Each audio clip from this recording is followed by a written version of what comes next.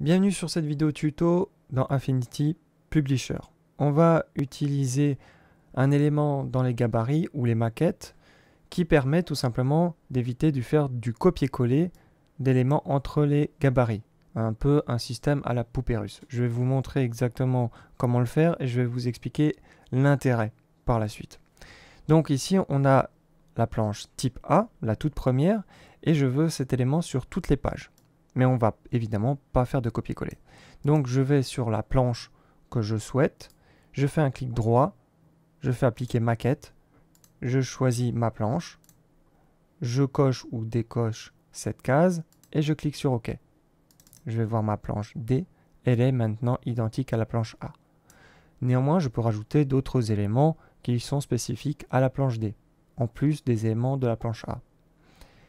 On peut le faire d'une autre manière. Si je fais CTRL-Z, je reviens en arrière et je supprime le contenu de la planche D qui redevient blanche. On peut faire tout simplement un glisser-déposer, comme ceci. Et voilà les éléments de la planche type C répercutés sur la planche type D. Alors l'intérêt est vraiment très simple.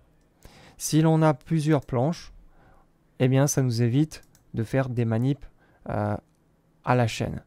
Si maintenant je prends ma planche A et que je me rends compte qu'il y a quelque chose que je dois modifier, ma modification va être répercutée sur l'entièreté des planches qui sont basées sur la planche A, sans pour autant bousiller les spécificités de chacune des planches. Par exemple, la planche B, ceci est spécifique à la planche B. Je peux le supprimer, vous voyez.